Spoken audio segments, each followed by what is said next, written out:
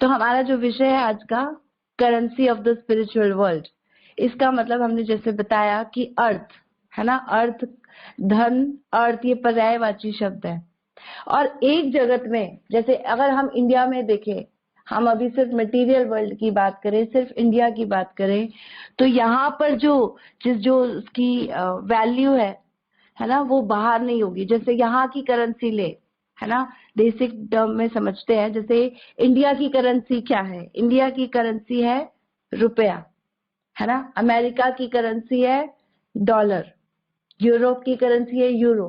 तो ये सारी करेंसीज अपने अपने जो प्रांत है, एरियाज है, देश है, वहां पर इन सबकी वैल्यू है। लेकिन अगर कोई अमेरिकन इंडिया आ जाए अपने डॉलर लेके, तो क्या वो यहाँ पर एक बिस्लरी का बॉटल भी खरीद सकता है अपने डॉलर से, कि मेरी तो डॉलर की रुपए से ज्यादा वैल्यू है ना, अगर टर्म्स में भी इक्वालिटी देखें तो ज्यादा है। तो वो कहते हैं कि अगर वो लेकर आते हैं तो क्या वहां यहाँ पर आकर वो एक बिस्लरी की बॉटल ले सकते हैं? नहीं ले पाएंगे। उनको यहाँ आकर currency exchange, foreign exchange office जाना पड़ेगा और वहां से करेंसी को चेंज करना पड़ेगा कि इंडिया में रुपया चलता है तो इसको रुपीज में कन्वर्ट कर दो। सिमिलरली रुपीज यहां से अगर कोई लेके जाता है, रुपया लेके जाता है, तो बाहर उसको जाके कन्वर्ट करना पड़ेगा, है ना। ऐसे एयरपोर्ट पे फॉरेन एक्सचेंज ऑफिस है, वहीं पर ही कन्वर्जन होगा, तभी हम कुछ कर सकते हैं। इसका मतलब है एक जगह जिसकी वैल्यू बहुत है, दूसरी जगह उसकी वैल्यू बिल्कुल नहीं है ना, वो जीरो है, एक गिलास पानी भी नहीं मिल रहा है उससे। तो यहाँ पर जो अर्थ है, दूसरी जगह, दूसरी कंट्री में क्या बन गया? वो अनर्थ। अनर्थ का क्या मतलब होता है? अनर्थ मतलब जिसकी वैल्यू नहीं है, अर्थ मतलब जो यूजफुल है, जिसकी वैल्यू है। इसका जैसे हम अर्थ का क्या मतलब देते हैं कि ये मेरे लिए कुछ काम का है ना, इसका कुछ अर्थ है मेरे लिए, मेरे जीवन में इस व्यक्ति का अर्थ है, मेरे जीवन में धन का कुछ अर्थ है ना, कुछ यूजफुल हो सके। इसी प्रकार से एक जगह जो यूजफुल है वो दूसरी जगह नहीं है, तो यहाँ अर्थ है तो दूसरी कंट्री में क्या बन गया? अनर्थ बन गया। इंडिया की करेंसी बाहर जाके जीरो हो गई। इसी प्रकार से यहाँ पर भौतिक जगत में जिस चीज की बहुत वैल्यू है, भगवान के जगत में उसकी कोई वैल्यू नहीं है। और वहां जो बहुत वैल्यू है उसकी वैल्यू यहाँ पर हो नहीं रही, है ना। जैसे यहाँ पर किस चीज की वैल्यू हो रही है? हम ये भौतिक जगत देखते हैं तो यहाँ पर किस चीज की वैल्यू हो रही है? यहाँ पर हम पढ़ते हैं शास्त्रों में 6 शत्रु है जीव के, काम, क्रोध, लोभ, मोह, मद मत्सर्य, है ना। लेकिन यहाँ पर वो बहुत वैल्यूएबल है। इस जगत में अगर किसी के अंदर काम है बहुत ज्यादा, काम का मतलब होता है कि उसके अंदर बहुत सारी इच्छाएं हैं, मुझे बहुत कुछ चाहिए, मुझे नाम कमाना है, मुझे पैसा कमाना है, मुझे घर बनाना है, बंगला, कोठी, है ना, गाड़ी, बहुत कुछ चाहिए मुझे। तो जिसके अंदर बहुत सारी कामनाएं हैं उसके लिए क्या शब्द यूज होता है इस जगत में? ही इज वेरी कॉम्पिटिटिव, है ना। ये व्यक्ति बहुत ज्यादा एम्बिशियस है। बड़ा सुंदर फैंसी सा नाम हम देते हैं इस काम को इस जगत में। तो इस जगत में काम की वैल्यू बहुत है। हाँ भैया आप आगे बढ़ो, जीवन में कुछ करना चाहिए, ऐसा हम बोलते हैं। पैशनेट एंग्री यंग मैन कोई होता है, जैसे कोई गुस्से में, जब हम देखते हैं क्रिकेट प्लेयर्स खेलते हैं, बॉल नहीं लगी तो कैसे आउट नहीं हुआ और छक्का चला गया, हम बोल्ड करने वाले थे, ऐसी जब स्थिति होती है कितना गुस्सा निकल के बाहर आता है ना। एक दूसरे को बैट्समैन और बॉलर बहुत गुस्से से देखते हैं, तो हम क्या कहते हैं कि जो व्यक्ति गालियां दे रहा है या गुस्से में कुछ बोल रहा है, हम क्या बोलते हैं? He is angry young man, है ना। बड़ा अच्छा सुंदर नाम दे देते हैं उसको। तो काम, क्रोध, लोभ और अहंकार, जिसके अंदर अहंकार हो, उसके लिए हम क्या शब्द बोलते हैं इस जगत में? इस व्यक्ति के अंदर सेल्फ एस्टीम है ना, सेल्फ रिस्पेक्ट है, आत्मविश्वास है, ये कुछ कर सकता है। इसके अंदर बहुत ज्यादा मतलब बहुत ज्यादा पैशनेट जिसे हम कहेंगे। तो ये सब चीजें इस जगत में तो बहुत अच्छी हैं। इस जगत में आप आगे बढ़ना चाह रहे हो तो ये सब चीजें आपको बहुत हेल्पफुल है। लेकिन अगर आप आध्यात्मिक जगत की बात करें तो वहां पर इसकी वैल्यू जीरो हो जाती है। वहां पर ये सारे, इसीलिए आध्यात्मिक जो पुस्तकें उनमें इनका नाम क्या दिया जाता है, 6 शत्रु। ये वो 6 शत्रु है जो हमारे अंदर है और हमें इन चीजों से बाहर निकलने नहीं देते, आत्मा को शरीर के आवरण से बाहर ही नहीं निकलने देते। मैं ये शरीर हूं और मुझे इस शरीर के लिए सब कुछ करना है। ये 6 शत्रु हमारे अंदर से, हमारे अंदर यही हमको भुला देते हैं और हमारे अंदर ही रहते हैं और हमें ही, हमारी आत्मा को ही जो है अपनी असली स्वाभाविक स्थिति को समझने नहीं देते। क्यों? गीता क्या बताती है 15वें अध्याय में, ऊर्ध्व मूलम। ऊर्ध्व मूलम का क्या मतलब है? उल्टा जगत है ये। ऊर्ध्व मूलम मतलब जिसकी मूल मतलब जड़, और ऊर्ध्व मतलब उल्टा, तो जिसकी जड़ें ऊपर की ओर जा रही है। ये एक ऐसा पेड़ है आध्यात्मिक जगत, ऊर्ध्व मूलम अधम शाखम। शाखाएं नीचे, अधम मतलब नीचे, शाखाएं नीचे जा रही है, जड़ें ऊपर जा रही है। तो ऐसा पेड़ होता है? ऐसा पेड़ हम कहाँ देख सकते हैं? प्रभुपाद जी गीता के परपट में लिखते हैं, 15वें अध्याय का पहला श्लोक है ये, उसके परपट में लिखते हैं कि नदी के किनारे जब पेड़ की परछाई देखी जाती है तो ऐसा पेड़ देखा जा सकता है। ऊर्ध्व मूलम अधम शाखम अश्वत्थम प्राहुरव्ययम छंदांसि यस्य पर्णानि यस्तम वेद सवेदवित। इसका मतलब है कि ये भौतिक जगत जो है उल्टा है आध्यात्मिक जगत से। हर चीज, आपको जो चीज यहाँ पर दिखेगी है ना, उसका रियल फॉर्म नहीं होगा, वो परछाई है। जैसे पेड़ परछाई है, ऐसा पेड़ आपको दिखेगा नहीं, वो परछाई है। लेकिन परछाई का मतलब है कि रियल में भी कुछ है, खाली परछाई नहीं होती, किसी चीज की परछाई होती है ना। पेड़ है तो पेड़ की परछाई है। तो ऐसी इस जगत में अगर आपको थोड़ा सा भी प्रेम देखना, इस जगत में प्रेम नहीं है, पहले तो ये बात समझ जाओ, इस जगत में प्रेम नहीं है। इस जगत में हमेशा कामनाएं और स्वार्थ की भावना रहती है। महाराज बोलते हैं, you scratch my back and I scratch your back. तुम मेरी पीठ खुजा दो और मैं तुम्हारी पीठ खुजा दो, ठीक है ना। मुझे तुमसे कुछ चाहिए, तुम्हें मुझसे कुछ चाहिए, हम दोनों एक दूसरे की पूर्ति कर रहे हैं। तो ये प्रेम नहीं है। स्त्री को अभिलाषा है पति से, पति को अभिलाषा है स्त्री से, और दोनों अगर पूर्ति नहीं करते तो लड़ाई झगड़े डिवोर्स यहां तक बात जाती है। तो इस जगत में प्रेम नहीं है। हाँ, सेटलमेंट कर लेते हैं हम थोड़ी सी, क्योंकि हमको रहना है, थोड़ा सा मेंटेन करना है। तो प्रेम का मतलब पता है क्या होता है? कल महाराज बड़ा सुंदर लेक्चर दे रहे थे प्रेम पे। प्रेम मतलब ममता। ममता मतलब कृष्ण मेरे हैं, मेरी प्राइवेट प्रॉपर्टी। प्रॉपर्टी क्या हो गया? मतलब ओनरशिप, मैं इसका मालिक हूं। तो ऐसे हम कृष्ण के प्रति भाव कि वो मेरे हैं, ऐसी भावना कहाँ है? तो इस जगत में प्रेम नहीं है, इस जगत में नहीं है। इस जगत में सिर्फ इच्छाओं की पूर्ति चाहिए। आत्म इंद्रिया प्रीति वांछा तार वल्ली काम, कृष्ण इंद्रिया प्रीति वांछा धारे प्रेम नाम। अपनी इंद्रियों को तुष्ट करने को कहते हैं काम, और कृष्ण की इंद्रियों को तुष्ट करने को कहते हैं प्रेम। नहीं तो प्रेम नहीं है ना। तो उसमें क्या बताते हैं महाराज? एक बता रहे थे, प्रेम का मतलब है उफान आना चाहिए, है ना। प्रेम का उफान, ऐसा नहीं कि खड़ा पानी के रुक जाए, स्टैग्नेंट वाटर नहीं, बहता हुआ ओवरफ्लो, सेवा करने की इच्छा है बहुत दृढ़, वो होता है प्रेम। जब जैसे थोड़ा सा अगर इस जगत में हमको समझना है तो माँ और बेटे के प्रेम को, माँ और बच्चे के प्रेम को हम समझ सकते हैं कि थोड़ा सा प्रेम है, क्योंकि वहां पर आशा नहीं है। आजकल तो वहां भी आशा हो गई है, लेकिन एक एक एक झलक जो हम समझ सकते हैं आध्यात्मिक जगत की, वो ये है कि माँ और बच्चे में जो प्रेम होता है कि माँ बच्चे की निस्वार्थ भाव से सेवा करती है। बच्चा गीले में सोता है, उसको सूखे में सुलाती है और खुद गीले में सोती है। तो निस्वार्थ भाव है, माँ को कुछ आकांक्षा नहीं है बच्चे से, इसीलिए इसको एक झलक कह सकते हैं। तो यहाँ जो करेंसी जिसकी बहुत है, जैसे बता रहे काम क्रोध लोभ मोह, यहाँ पे इसकी बहुत वैल्यू है। लेकिन आध्यात्मिक जगत में ये सारे वैल्यूलेस, कोई भी इनका स्थान नहीं है। इसीलिए बोलते हैं जिसके अंदर ये 6 चीजें हैं वो कभी भी भगवान के धाम में प्रवेश नहीं कर सकता। क्यों? क्योंकि जैसे ही वहां की करेंसी नहीं है, वहां जाके आप कैसे कार्य करोगे?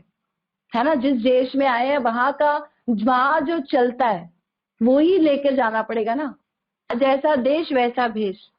तो यहाँ पर जो चलता है ठीक है, यहाँ तो बड़ा अच्छा मेंटेन हो रहा है, लड़ाई झगड़े हो रहे हैं, मेरी तुम्हारी और ओनरशिप प्रॉपर्टी यहाँ तक चल रहा है, बढ़िया मेंटेन हो रहा है, यहाँ झगड़ा भी कर लो चलेगा। लेकिन वहां पर जगह नहीं मिलने वाली। वहां की करेंसी क्या है? सहिष्णुता, विनम्रता, हम माफ कर दे, दया कर दे। और दया क्या, दया से आगे स्टेप करुणा करें, आपके लिए पहले, पहले आप, है ना, ऐसे बोलते हैं। यहाँ बोलेंगे पहले आप में गाड़ी निकल जाएगी, पहले अपना ले लो, लेकिन वहां पहले आप कीजिए। तो हृदय, मन, तन बहुत साफ होता है। शरणागति, डिसिप्लिन, ये सब बहुत वहां पे वैल्यू करता है। लेकिन मटेरियल जगत में अगर इसको देखें तो फिर से वैल्यूलेस। यहाँ विनम्रता अगर हमने किसी में देखी तो हम उसे क्या कहेंगे? इस व्यक्ति के अंदर इंफीरियोरिटी कॉम्प्लेक्स है, कॉम्पिटिटिव नहीं है, ज्यादा कमजोर है, इसको रहने दो, इससे नहीं हो पाएगा। उसके लिए हमारी ऐसी भावना होती है। जो शरणागत है गुरु और कृष्ण के, भगवान के, भक्तों के, माता पिता के, है ना, बड़ों के, किसी न कोई ना कहीं किसी के शरणागत होता है, तो उसके लिए हम क्या वर्ड यूज करते हैं? ये उनका चमचा है, उनके आगे पीछे डोलता है। तो यहाँ पर है ना, ममाज बॉय, ऐसे हम शब्द प्रयुक्त करते हैं। तो यहाँ जो रेलिवेंट है वो वहां नहीं है, और वहां जो रेलिवेंट है वो यहाँ नहीं है। तो अब ये बात क्लियर होगी, जो यहाँ अर्थ है वहां अनर्थ है, वहां अर्थ है यहाँ अनर्थ है। तो यहाँ पर अब हमको एक क्लियर विजन सबसे पहले करना पड़ेगा। हमें यहाँ का अर्थ चाहिए, कहाँ का धन इकट्ठा करना है, किधर जाना है, क्या मेरा लक्ष्य है, और क्या मुझे प्राप्त करना है। तो यहाँ पर कुछ लोग आपको दिखेंगे, है ना, विनम्र और ये सब दिखेंगे। तो यहाँ पर जो साधु लोग होते हैं, जो भगवान के शुद्ध भक्त होते हैं, वो यहाँ पर वहां की करेंसी लेकर जी रहे होते हैं। यहाँ आपको दिखेगा कि उनकी वैल्यू नहीं है, लेकिन उनको इससे फर्क नहीं पड़ता। उनकी जो भावना है वो वहां की करेंसी इकट्ठी करते जा रहे हैं, और यहाँ पे उनके संग में जो आता जा रहा है उसको वो करेंसी देते जा रहे हैं। तो उनको यहाँ से फर्क ही नहीं पड़ रहा वो क्या है, क्या उनके अंदर जो, जैसे अगर हम जनरल मटेरियल व्यक्ति के अंदर देखें तो उसके अंदर कैसे गुण होते हैं कि वो आलसी होता है ना, नहाते नहीं कई कई दिन।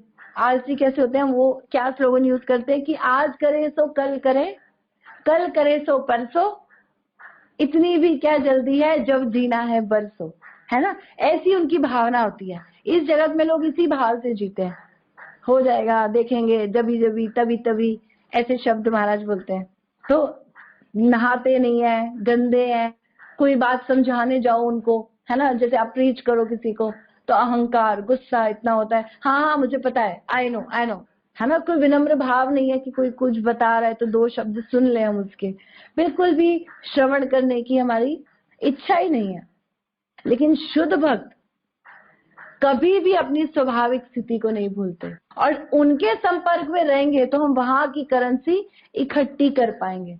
अगर हमें ये पता है कि हमें कहाँ जाना है तब तो हम उसके बारे में सोचेंगे। अगर हमें यहाँ रहना है तो सब कुछ ठीक है, पहली बात तो ठीक है, तब तो कोई गड़बड़ नहीं है हमारे जीवन में। लेकिन भगवान बोल रहे हैं गीता में, शास्त्रों में, कि ये जगत रियल नहीं है, यहाँ पर जो तुम्हें दिख रहा है ना ये सिर्फ परछाई है।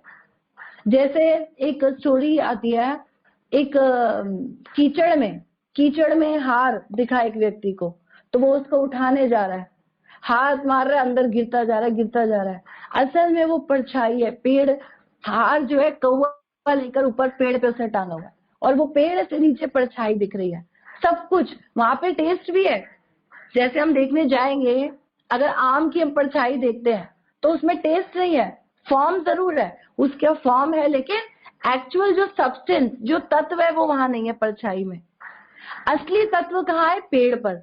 पेड़ पर लटका हुआ आम, उसमें स्वाद भी है, वो सब्सटेंस भी है, रियल भी है, उसको प्राप्त भी कर सकते हैं। लेकिन नीचे मटेरियल जगत में जो परछाई है इसको कुछ प्राप्त नहीं कर सकते, या जितना हाथ पैर मारेंगे उतना दलदल में फंसते जाएंगे। तो ये जगत ऐसा है। तो इसीलिए भक्तों से मिलके, उनसे ज्ञान लेकर तब हम वहां की करेंसी इकट्ठी कर पाएंगे। क्योंकि वो क्या बोलते हैं, कृष्ण भक्ति जन्म मूल है साधु संग, कृष्ण प्रेम जन्माए तेह पुनः मुख्य अंग। कृष्ण भक्ति, कृष्ण की भक्ति अगर आपका गोल है, पहले तो फिक्स योर गोल, आपका गोल क्या है जीवन का, भगवान का प्रेम प्राप्त करना, अगर ये आपका लक्ष्य है, उसके बाद आप उसके लिए कार्य करोगे, है ना। तो जैसे यहाँ का क्या बता रहे हैं, शुद्ध भक्तों की गुण क्या होते हैं, तृणादपि सुनिचैन तरोरेव सहिष्णुना अमानिना मान देना कीर्तनीय सदा हरि।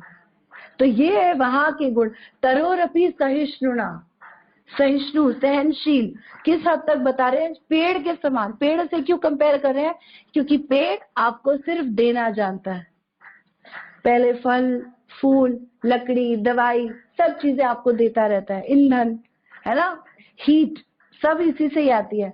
और कोई उसको काटता भी है, जैसे एक लकड़हारा, लकड़ बग्गा जो वुड पैकर होता है, उसको काटता है, फिर भी उसी को रहने का स्थान देता है। इसी प्रकार से भक्त भी ऐसे होते हैं जो सहन कर जाते हैं। तो वहां अगर जाओगे तो इस बात को ऊपर रखोगे, अगर यहाँ रहना है तो लड़ाई करोगे, झगड़ा करोगे, मुझे क्यों नहीं दिया, मुझे क्यों नहीं मिला, मेरे लिए होना चाहिए था, मैंने बोला था पहले, है ना। वहां पर हमको राइट्स और ये सब चीजें नजर आएंगी।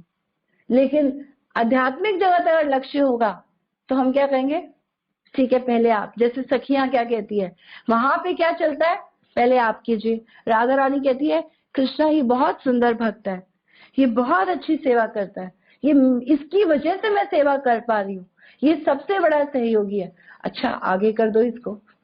वो बताती है सखिया मैंने अकेले नहीं किया, ये मेरा पूरा ग्रुप, जुट के जुट, मतलब वहां महाराज बताते हैं कि करोड़ों में संख्या में सखिया है और सब दूसरे को आगे करती है। कोई अपने आप को आगे नहीं करता कि मैंने किया, कोई भी क्रेडिट लेना ही नहीं चाहता। तो इसीलिए जब हम ये बात समझेंगे कि हमको कहाँ जाना है, उसके लिए हम कार्य करेंगे। तो वहां का रूल ये है ना, जैसे हम अमेरिका में गाड़ी चला रहे हैं तो वहां का रूल ड्राइविंग अलग है ना, keep to the right. India में रूल क्या है, कीप टू द लेफ्ट। तो इसीलिए जहां पे रहेंगे वहां के रूल से चलना पड़ेगा। इसीलिए जो इस जगत में लोग हैं जिनका लक्ष्य क्लियर नहीं है, वो कभी भी फोकस नहीं हो पाते, उनको पता ही नहीं हमें चाहिए क्या, वो गलत डिसीजंस लेंगे, कंफ्यूज रहेंगे। और भक्त लोग कैसे होते हैं, फिक्स्ड, क्योंकि गीता क्या बता रही है, व्यवसायत्मिका बुद्धि एकेह कुरु नंदन बहुशाखा ही अनंतश्च बुद्धयो अव्यवसायी नाम। बहुशाखा, बहुत शाखाओं में जिनकी बुद्धि भागती रहती है, मुझे ये भी करना है, मुझे वो भी करना है, मुझे घर भी सेटल करना है, मुझे भक्ति में भी ये करना है, मुझे उसमें भी करना है, सब जगह भाग रहे हैं, तो कभी भी सही डिसीजन नहीं ले पाएंगे, बुद्धि कंफ्यूज रहेगी। व्यवसायत्मिका, व्यवसाय क्या होता है, व्यवसाय मतलब बिजनेस। तो बुद्धि का बिजनेस क्या शास्त्र बता रहे हैं, व्यवसायत्मिका बुद्धि एकेह कुरुनंदन, हे कुरुनंदन, हे अर्जुन, बुद्धि को फिक्स करो। बहुशाखा, बहुत शाखाओं में जो बुद्धि विभक्त हो रही है, ये कभी भी सही डिसीजन और सही गाइडेंस कुछ नहीं ले पाएगी। तो भक्त लोग कंफ्यूज नहीं होते, क्यों नहीं होते, क्योंकि वो शास्त्रों से गाइडेंस लेते हैं, शास्त्रों से गाइडेंस लेते हैं, इसीलिए कभी कंफ्यूज हो ही नहीं सकते। भागवत बोलती है क्या, भक्तों की गुण क्या बोलती है, निरपेक्षम मुनिम शांतम, निरपेक्ष, भगवान बोल रहे हैं ऐसा भक्त।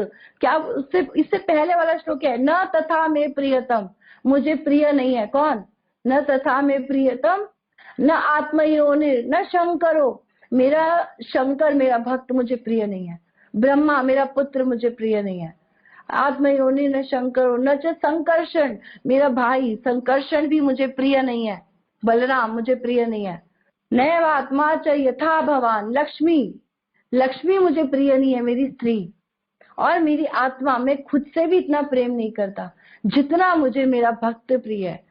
तो भक्त में ऐसा क्या अच्छा है, भक्तों में अच्छा है क्या है, वो अगले श्लोक में, निरपेक्षम मुनिम शांतम निर्वैरम समदर्शनम अनुव्रजामी अहम नित्यम पूययेत्री अंग्रि रेणु भी।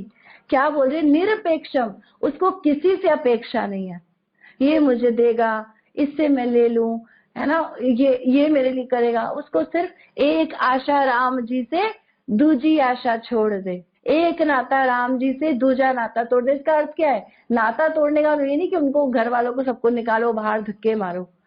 अंदर से कनेक्शन विद कृष्णा। बाहर से इस जगत में रहना है और अच्छा रिलेशन मेंटेन करना है, तो तरीका है बोलो आई लव यू। महाराज बोलते हैं घर में सबको बोलो I love you, I love you, I love you, लेकिन अंदर से आई लव कृष्णा।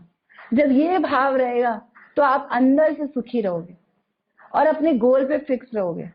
इस जगत में हम जिससे भी आशा करेंगे, कहीं ना कहीं जाके आशा टूट जाएगी, क्योंकि वो संपूर्ण नहीं है, वो आपको कर नहीं पाएगा।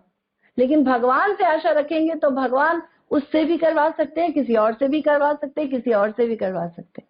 तो अनपेक्ष मतलब उसको किसी से अपेक्षा नहीं है, अनपेक्षम सिर्फ भगवान से अपेक्षा है। मुनि का मतलब क्या है? वो अंदर से शांत है, कंट्रोल्ड है, उसकी बहुत इच्छाएं नहीं है, मुझे ये चाहिए, मुझे ये पूरा करना है।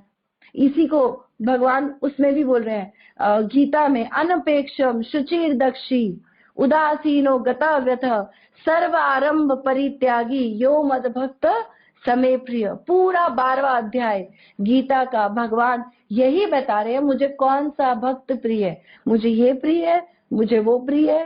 सारी जगह भगवान अपना, मुझे सबसे अच्छा कौन लगता है। तो अगर हमें जानना है ये, तो तभी तो हम पढ़ेंगे शास्त्र, भगवान हमसे क्या चाहते हैं। 12वां अध्याय में भगवान बोले अद्वेष्टा, किसी से द्वेष मत रखो, सर्वभूता नाम मैत्री करुण एवच, सबसे मित्रता रखो, सब पे दया की भावना रखो। सब पे दया की भावना कैसे रखेंगे? कोई व्यक्ति चोर है, डकैत है, कैसे दया की भावना रखे? गलत कर रहा है, उसके लिए क्या भावना होगी भक्त के अंदर कि ये व्यक्ति भी भगवान की भक्ति कर सकता है, लेकिन इसका ज्ञान ढक गया है पाप के कारण। क्यों ना मैं इसको थोड़ा प्रचार करूं, क्यों ना मैं इसको थोड़ा प्रसाद दूं। हर कोई बदल सकता है, हर कोई, हर जीवात्मा में भगवान का उसके साथ एक स्पेशल संबंध है, और इसी कारण से उसके अंदर सेवा की प्रवृत्ति है और वो कर सकता है, सिर्फ वो जागृत नहीं है। और भक्त के अंदर करुणा होती है, इसीलिए वो इसको जागृत करते हैं, जगाते हैं। तो भगवान कह रहे हैं ऐसा भक्त मुझे प्रिय है जो दूसरों पे करुणा भाव रखता है, निर्ममो, अपने लिए जो नहीं सोचता, निरअहंकारो, मेरा कुछ नहीं है, मैं तो कृष्ण की सेवा कर रहा हूँ। जब हम बुक डिस्ट्रीब्यूशन जाते हैं तो अहंकार का दमन होता है, क्योंकि भैया मैं बड़े घर का बड़ी गाड़ी से उतरा हूँ और भगवान के लिए 60 रुपए की किताब बेचने जाऊंगा, मैं स्पॉन्सर कर देता हूँ। वो नहीं कर रहा, कर सकता है लेकिन नहीं, मैं उसका भला करने के लिए उससे 60 रुपए लूंगा ताकि उसका धन इसमें लगे। जब उसका धन लगेगा तो वो इस बुक की कीमत समझेगा, फिर वो इसको पढ़ेगा और तब उसका जीवन बदलेगा। नहीं तो एक कोने के ढेर में पड़ी रहेगी। लेकिन भक्त के अंदर करुणा है तो वो उसके लिए, उस जीव पे करुणा करने के लिए वो ऐसा करता है। तो ये अहंकार का दमन। तो भगवान कह रहे अगर वहां आना है तो भैया ये सब चीजें इकट्ठी करना यहां से शुरू कर दो। तो निरपेक्षम मतलब किसी से अपेक्षा नहीं है, मुनि मतलब कोई फालतू की आशाएं नहीं है। फालतू का क्या मतलब है? ऐसा नहीं है जरूरतें नहीं पूरी करता, वो अपनी जरूरतें पूरी कृष्णा ही करेंगे, उसको करने की आवश्यकता ही नहीं पड़ेगी। लेकिन अगर है तो फिर भी वो धन किस लिए लेता है? इकट्ठा करता है, व्यवसाय बिजनेस करता है कि मैं शरीर और आत्मा को एक साथ रख सकूं। बस जीवन से तत्व जिज्ञासा, जीवन किसके लिए मिला है? तत्व की जिज्ञासा के लिए। भगवान कौन है, मैं ये कष्टों में क्यों हूं, मैं इससे बाहर कैसे निकलूं, मैं क्या करूं जिससे मैं इन दुखित जीवन से निकल के भगवान के चरणों में जा सकूं। ये भावना जो अंदर रखता है वो इसके लिए कार्य भी करेगा, है ना। समदर्शनम, और सब में समान दृष्टि रखता है। समान दृष्टि का क्या मतलब है कि सबको, कुत्ता है ये भी भगवान का अंश है तो इसको भी मंदिर में बिठा दे, नहीं। उसके अंदर क्या भावना है कि इसको प्रसाद दे सकते हैं, इसका भला हो जाएगा, इसको मनुष्य योनि मिलेगी और इससे ये शायद भक्ति कर पाए। इसका गुण देखता है, उसका भक्ति का अधिकार देखता है, उसको योनि मिली है, इससे मुक्त करने की उसके लिए इच्छा रखता है। तो भगवान कहते हैं जो ऐसा भक्त है वो कैसा है? अनुव्रजामि अहम, मैं उसके पीछे पीछे चलता हूँ, है ना, उसके चरण रज की रज लेकर पूयते मतलब पवित्र होते हैं। कौन? मेरे अंदर जितने धाम है वो मेरे अंदर, उससे मैं स्नान करता हूँ तो मेरे अंदर जितने भी ग्रह है, सब कुछ है, ये जगत है, सब पवित्र होता है। तो भगवान कह रहे हैं मेरे भक्त की मैं चरण रज लेता हूँ। तो भक्तों की चरण रज भगवान क्यों ले रहे हैं? क्योंकि वो भगवान की सेवा में लगा है। भगवान अपनी दासत्व ऐसे थोड़ी किसी का भी ले लेंगे, जो उनकी सेवा में लगा है उसका दासत्व भी स्वीकार करते हैं। तो ये 6 गोस्वामी जो हमारे वृंदावन गए, ये सब इसी भाव के थे, किसी से आशा नहीं, सब अच्छे अमीर घरों के, एक से बढ़कर एक, राजा के मंत्री, है ना, और अशरफियां जिनकी जेबों में ऐसे खनकती रहती थी, इन सब ने वो सब छोड़ा। किस लिए? धर्म के प्रचार के लिए। ये शास्त्रों को वृंदावन में बैठकर क्या कर रहे थे? वो ये शास्त्र लिख रहे थे, इस पे डिस्कशन कर रहे थे कि जीवों पे करुणा कैसे होगी, उनको कौन बताएगा। तो ये बीड़ा उन्होंने उठाया। तो जो भगवान के लिए कार्य करता है वो भगवान को अति प्रिय है ना। शांत, हम देखें किसी को भी शांत है तो हम सोचे वो साधु है, नहीं, भगवान के लिए सेवा करनी पड़ेगी। गधा भी शांत होता है, हम बंदर भी वैरागी है, कहीं नहीं रहता, है ना, सब इधर से उधर भागते रहते हैं। लेकिन हनुमान जी भगवान को सदा के लिए ऋणी कर दिया, इतनी सुंदर सेवा भाव। तो साधु का मतलब है जो कृष्ण का अनन्य भक्त हो, ये उसका पहला गुण है। अगर हम किसी साधु को पहचानना चाहते हैं तो सबसे पहले ये देखना पड़ेगा कि कृष्ण की अनन्य भक्ति उसके अंदर है, तब तो वो हमें देगा। वैष्णव जन तो तेने कहिए जे पीर पर आई जाने रे, पर दुखे उपकार करे पर मन अभिमान ना आने रे। मतलब वैष्णव जन तो वो है जो दूसरों को दुख को समझ रहे हैं कि कितना बेचारा जन्म मृत्यु जरा व्याधि के चक्कर में पड़ा है, मैं इसको कैसे निकालूं। वैष्णव जन तो तेने कहिए जे पीर पराई जाने रे। सबके अंदर समदृष्टि ने तृष्णा त्यागी, क्या बोलते हैं, सब पे समान दृष्टि करता है और अपनी तृष्णा को त्याग दिया, मुझे कोई आशा नहीं है। पर स्त्री जैने मातरे, और दूसरे स्त्री को क्या समझता है, मेरी माँ है ना, इसीलिए हम इस्कॉन में सबको माता जी बोलते हैं। तो उसके अंदर गलत भावना ही नहीं आएगी उसके प्रति। तो ये सारे वहां के गुण है। पूरा 12वें अध्याय में भगवान गुण बता रहे हैं और बोल रहे हैं कि उसका सबसे बड़ा गुण क्या है, न पादमूलम अभिदंचन्ति, भगवान के चरण रज वो कभी नहीं छोड़ते, उनके जीवन में कुछ भी हो जाए। ऐसे भक्तों की एसोसिएशन अगर संग हम लेंगे तो हम वहां की करेंसी, ये जो सारे गुण है, हम ले पाएंगे। नहीं तो खाली, हम कल एक मंदिर में गए, वहां पे कथा हो रही थी, लोगों का सुनने के प्रति, भक्तों के प्रति बिल्कुल भी भाव नहीं, और अपने आप को दिखा रहे हैं कि हम कथा करवा रहे हैं, हमने आयोजन करवाया, जरा सा भी भावना नहीं। देखो उनके अंदर गुण, देखो उनकी विनम्रता, देखो उनसे श्रवण करो, तब तो आप कुछ सीखोगे। नहीं तो खाली मंदिरों में कीर्तन करके, नाच गान करके किसी के जीवन में परिवर्तन नहीं आता, जन्म जन्म निकल जाएंगे। तो भक्तों के गुण देखकर, उनके साथ रहकर वो हमारे पास आएगा, है ना। जैसे हम कहते हैं खरबूजे को देख के खरबूजा रंग बदलता है। तो जिसकी संग करेंगे तभी तो उसके, लेकिन हम संग कैसे करते हैं, सबसे अच्छा संग होता है वाणी का संग। हम उनसे सुने, लेकिन हम उनसे सुनना नहीं चाहते, हम उनको अपनी कला दिखाना चाहते हैं। हमारे अंदर देखो हम कितना सुंदर कीर्तन कर रहे हैं, हमारे कीर्तन पे दुनिया नाच रही है। तो ये भक्तों के गुण नहीं है। भक्तों के गुण है सदा दूसरे को आगे करना और अपने लिए कोई सुख दुख रखना ही नहीं। पांडव लोग असली भक्त थे। कितना सुंदर गुणगान भागवत करती है, सुख दुख मन माना आनी, घट साथ रे घड़िया, ताड़्याते कोई नवतड़े, रघुनाथ ना जड़िया, 5 पांडव सखा बांधवा, जैने द्रौपदी रानी, 12 वर्ष वन मा भाम्या, नैन निद्रा नानी।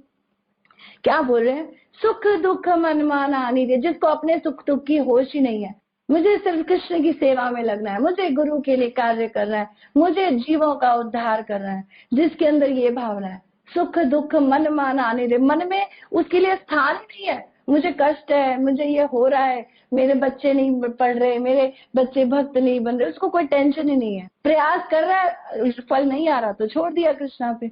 लेकिन हम खुद ही भक्ति छोड़ देते हैं, हम खुद ही नहीं जा रहे हैं, हम नहीं कर पा रहे, तो ये कृष्णा को पसंद नहीं आएगा।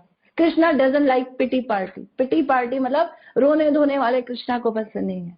कृष्णा को वो पसंद है जो उनके लिए हंसते हुए चेहरे से कार्य करते हैं। सुख दुख मन माना आनी रे, घट सा तेरे घटिया। घटिया मतलब मेरे साथ कुछ भी घट रहा है, होने दो, कोई फर्क नहीं पड़ रहा है। घट सा तेरे गड़िया, ताड़े आते कोई न तड़े, रघुनाथ न जड़िया।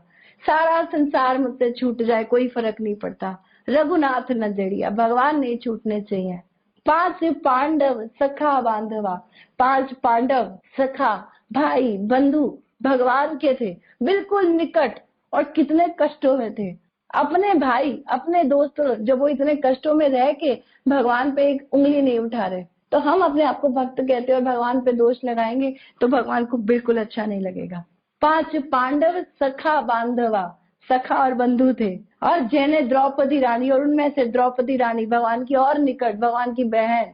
फिर 12 वर्ष वन माँ भाम्या, 12 वर्ष वन में घूमते रहे। राजा है ना, लेकिन फिर भी स्वीकार किया, जो हो गया ठीक है, कोई फर्क नहीं पड़ता, भगवान तो साथ है।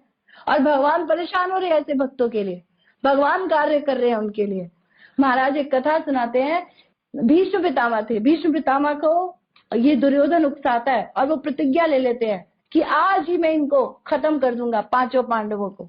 तो भगवान परेशान हो रहे हैं, सारी रात नहीं सो रहे, और भक्त आराम से सो रहे हैं कि कृष्णा है वो संभालेंगे, हम तो कल की कल देखेंगे।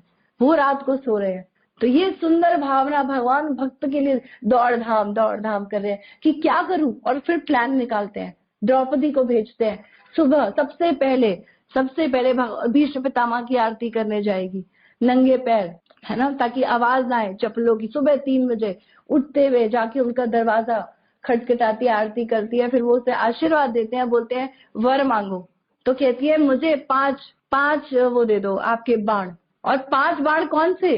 अब वो कहते हैं ले लो जो तुम्हें लेना है, लेकिन उसको वही 5 बाण चाहिए थे जिससे, जो उनके पास स्पेशल बाण थे इन 5 पांडवों को खत्म करने के लिए, बिल्कुल उनके पास थे।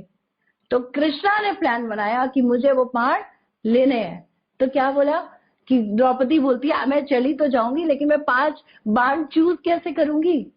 तो भगवान बोलते हैं मैं काली पीली ऐसे अलग से मोटी सी कलर की मक्खी बनकर उन्हीं 5 बाणों पर बैठूंगा और तुम उनको उठाना, और वही 5 बाण। तो भगवान इस भक्त के लिए ऐसा परेशान होते हैं। भक्तों को अपने लिए कोई परेशानी लेने की आवश्यकता नहीं। तो ये भगवान का और भक्त के बीच में ऐसा गहरा संबंध है। तो उसको देखना चाहिए हमें, और उससे इंस्पायर होना चाहिए। भक्तों को, महान भक्तों के आचरण से, उनके गुणों से सीखना चाहिए। इसीलिए बोले कृष्ण भक्ति जन्म मूल। तो शुद्ध भक्तों का संग करेंगे, उनसे मिलेंगे, तभी तो हम सीखेंगे। इसीलिए भक्तों का समाज हमारे आसपास होना चाहिए। लेकिन अगर हम उनसे ही कटते चलेंगे तो कभी भी भक्ति में प्रगति नहीं कर पाएंगे। शुरुआत में भी संग चाहिए, अंत में भी संग चाहिए। संग में आकर अंत में क्यों चाहिए? अब अकेले भजन नहीं चलेगा, भक्तों के साथ बैठ के वार्तालाप करते रहना चाहिए, शास्त्रों का अनुमोदन पूछना चाहिए, पढ़ना चाहिए, बताना चाहिए। आनंद बढ़ता है ना, बांटने से कोई चीज। कभी कल महाराज बोले थे, प्रेम कभी सुना है कि कुछ बांटा और घट गया? मैंने किसी को प्रेम दिया और वो मुझे क्या नफरत देगा?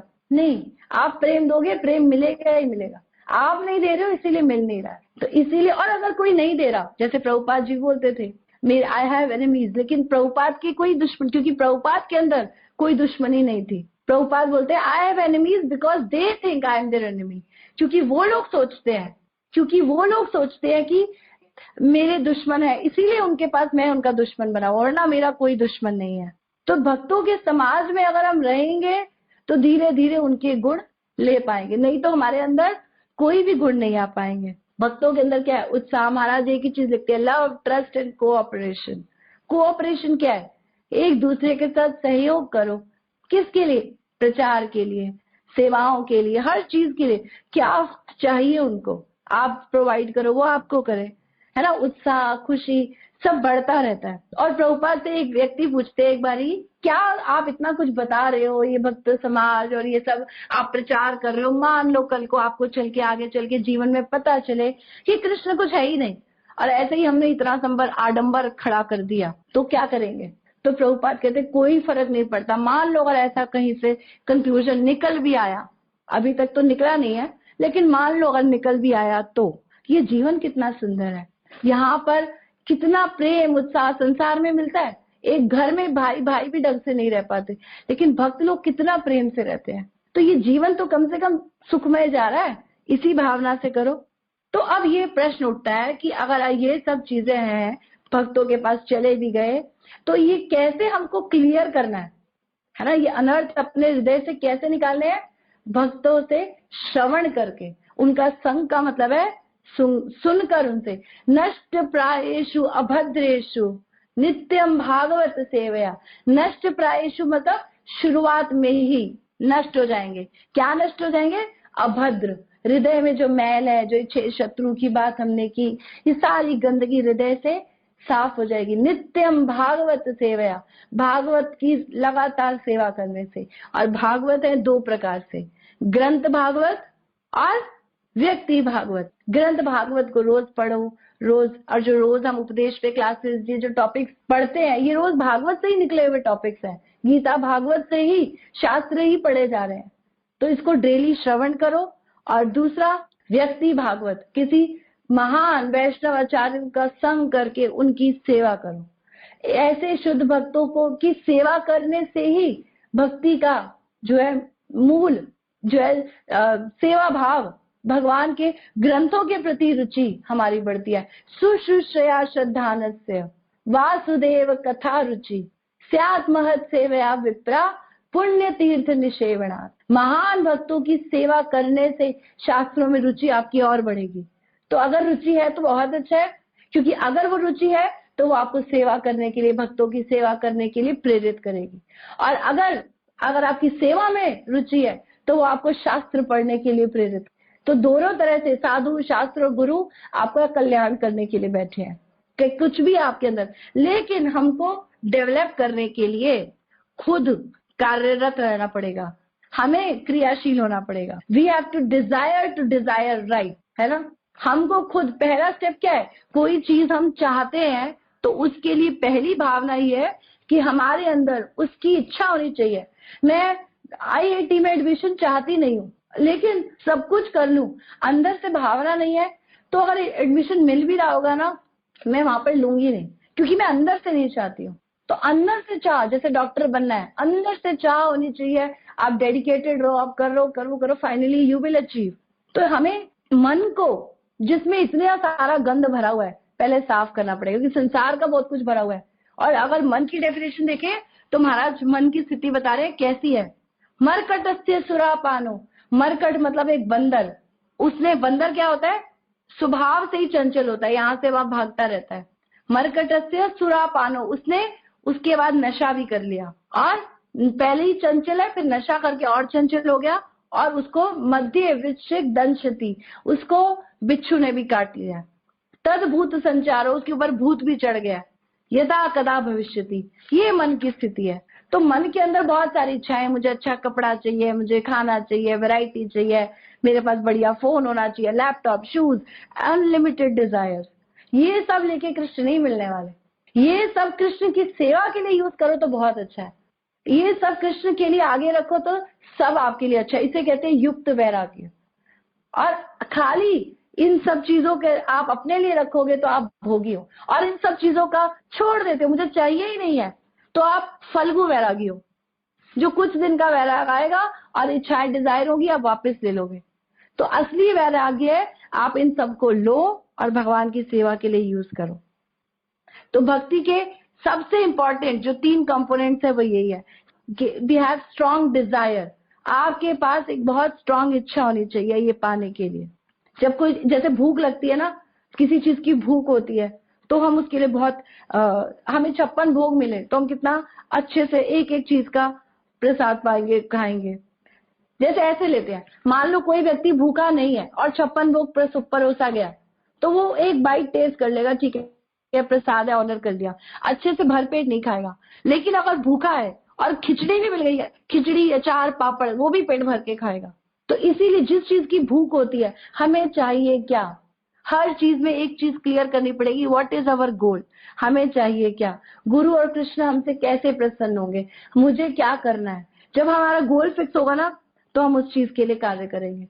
इस संसार की चीजें ऐसी है कि सब छूट जाएंगी, है ना, धन स्त्री सब समय से छूट जाएगा। मृत्यु सर्वस्व हरामि अहम, यहाँ का सामान इकट्ठा करोगे, छोड़ के जाना है। मैं आपको बोलूं आप ये सब इकट्ठा कर लो, लेकिन जाते वक्त सब छोड़ जाना, तो आप इकट्ठा करोगे? बिल्कुल नहीं करोगे। वो चीज इकट्ठी करो जो लेके जानी है। तो लेके क्या जाना है?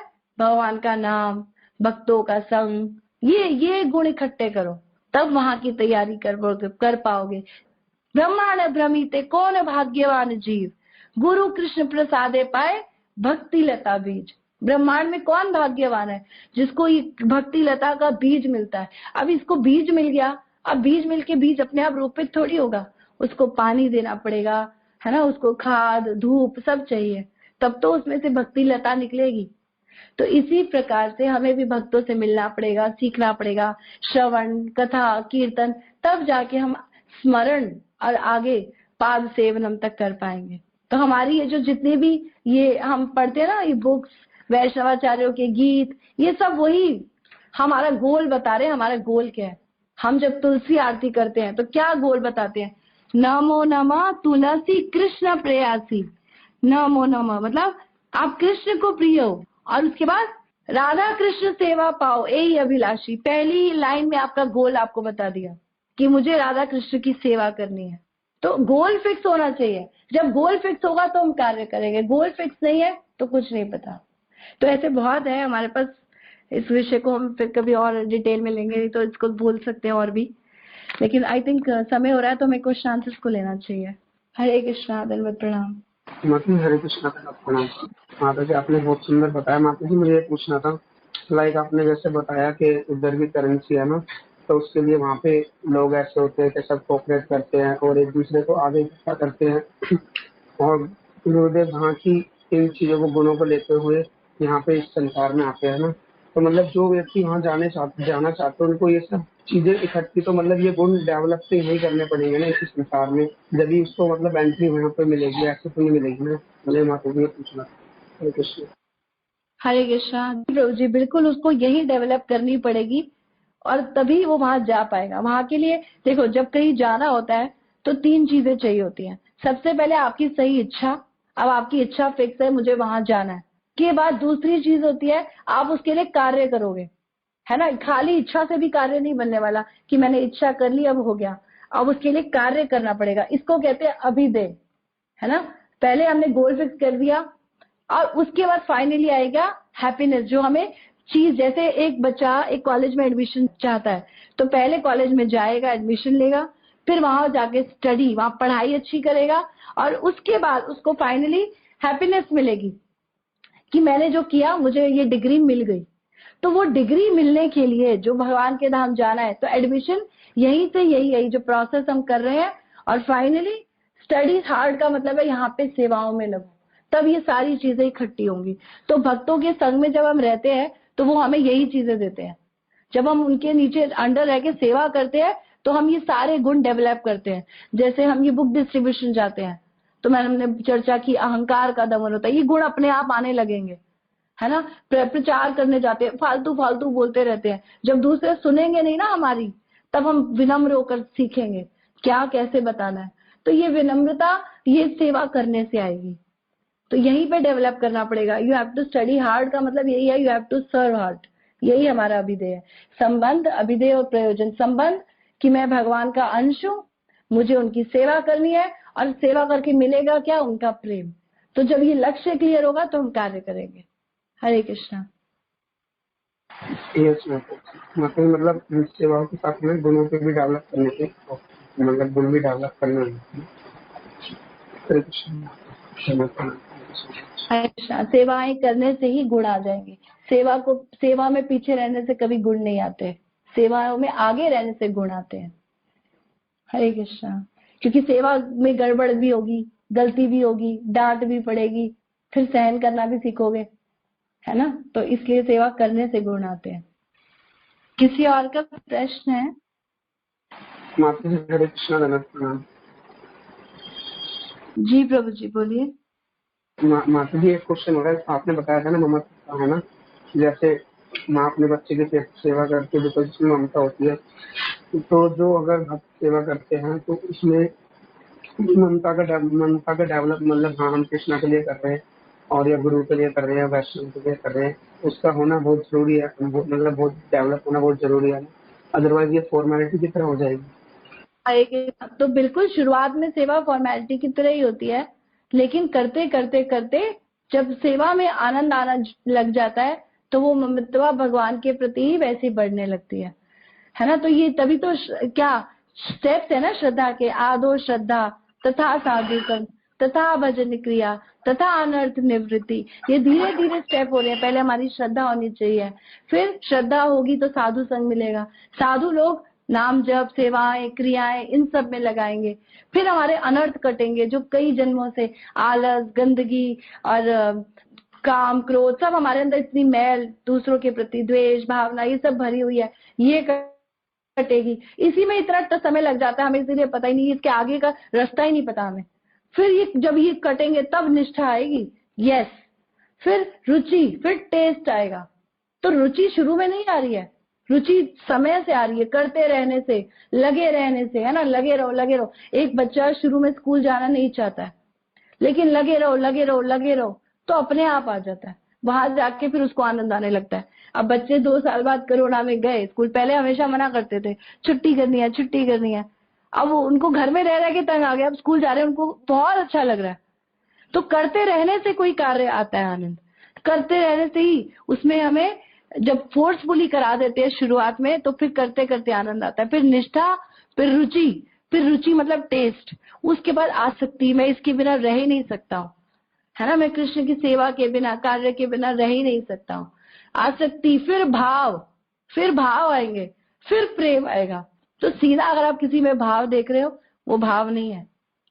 भाव का मतलब पता है क्या है? भाव की गुण महाराज ने बताया है, शांतिर अव्यर्थ कालत्वम, शांति वो हृदय से अंदर से शांत है, एक समय भी अपना कृष्ण भक्ति के बिना कृष्ण की सेवा के बिना मेरा वेस्ट ना हो जाए।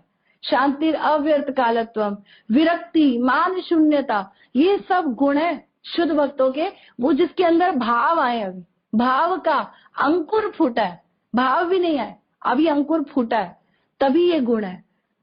तो इन गुणों से हम किसी को चेक कर सकते हैं कि वो व्यक्ति कितना भावुक है, कितना प्रेमी है भगवान का। ठीक है प्रभु जी। किसी और का कोई प्रश्न है? माता जी मेरा एक प्रश्न था, जैसे हम प्रतिकूल लोगों के बीच में रहते हैं जिनको हम नहीं पसंद करते, चाहे वो हमारे अंदर ही कमी है या सामने वाले की कमी है, जो भी है, तो हम उन्हें पसंद नहीं करते, जिसकी वजह से हमारे मन में जो है एक अशांति रहती है। अब वो शांति मन में है तो उससे हमारी भक्ति जो है वो ठीक से नहीं हो पाती, वो इफेक्ट करती है। तो उस शांति को हम मन में कैसे लाएं? श्रवण करके थोड़ी देर के लिए शांति आ जाती है, लगता है हाँ सब ठीक है, लेकिन थोड़ी देर बाद जब वो फिर वो सामने आता है, फिर वही भावनाएं आती है, तो इस चीज को कैसे हैंडल करना? हरे कृष्णा, सुंदर प्रश्न है आपका।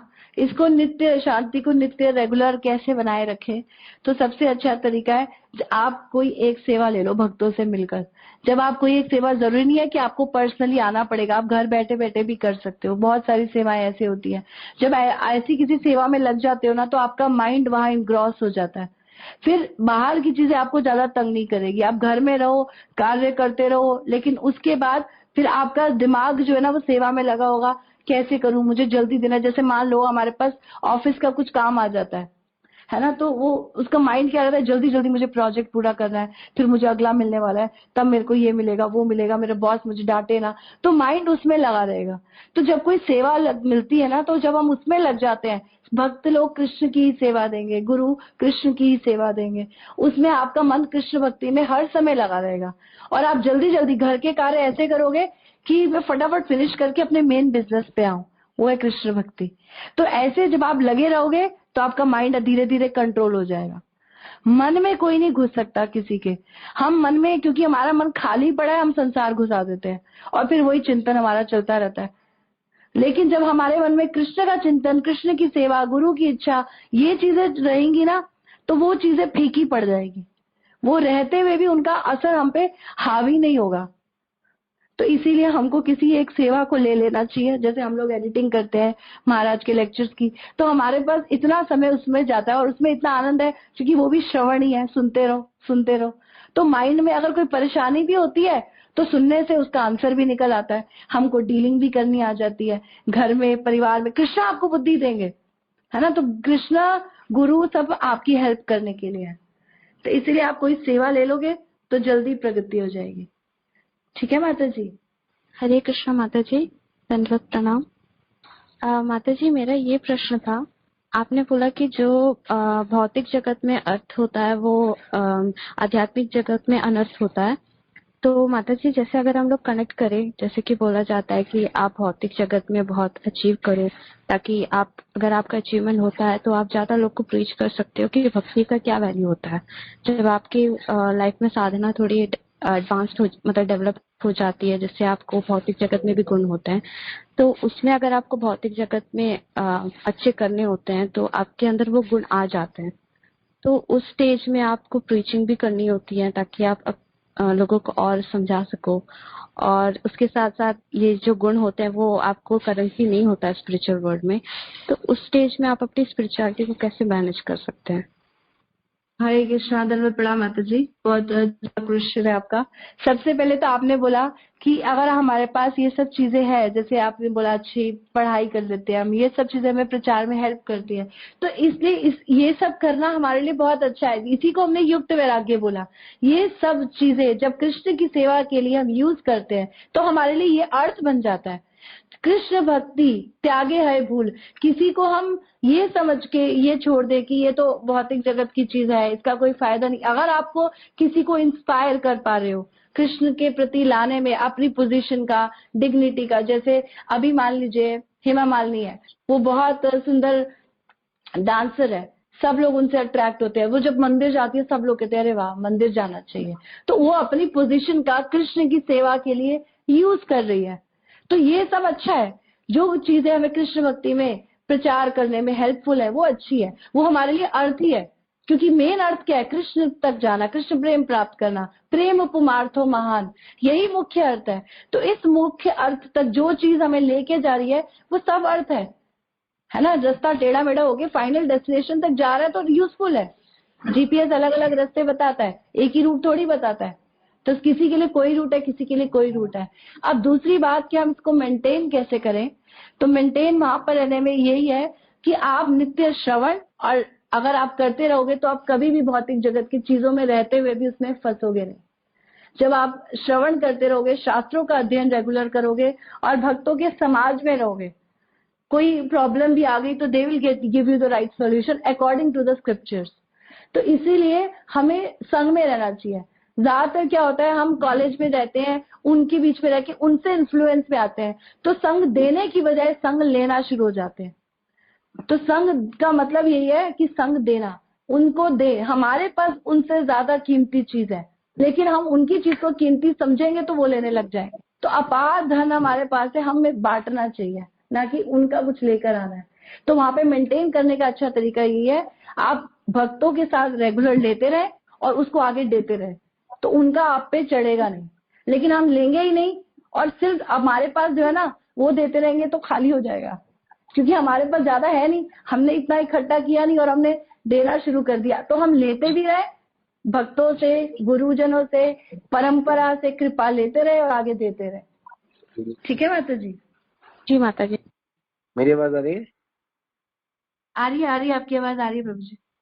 हाँ जी, हाँ जी। तो ये माता जी का क्वेश्चन है ना अनर्थ का, एक्चुअली ये अनर्थ नहीं है, अनर्थ ही है एक्चुअली संसार की चीजें जो भगवान की सेवा में लाए। लेकिन इसके लिए जो मेन वर्ड जो शिल प्रभुपाद यूज करते हैं व्यर्थ है, क्योंकि जो भगवान की सेवा में नहीं हुआ इस संसार में अनर्थ है, सब कुछ ऐसा है। लेकिन वो अनर्थ इस सेंस में है कि वो व्यर्थ है अगर भगवान के लिए यूज नहीं हुआ तो, क्योंकि वो फाइनली इस संसार में हर चीज अच्छी है। इस संसार में बीवी बच्चे, आपका फ्रूट्स, आपका वेजिटेबल सब कुछ अच्छा है, लेकिन कोई भी चीज गंदी नहीं है, क्योंकि वो यूज सही नहीं हो रही, क्योंकि वो व्यर्थ में यूज हो रही है।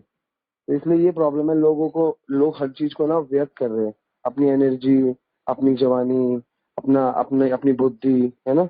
बुद्धि, जैसे बुद्धि का क्या काम है, भगवान गीता में क्लियर बोल रहे हैं कि वे सात्विका बुद्धि, बुद्धि का काम है घूमते रहना, घुमाते रहना, एक कोई कुरुनंदन, बस फिक्स हो जाओ कुरुनंदन में।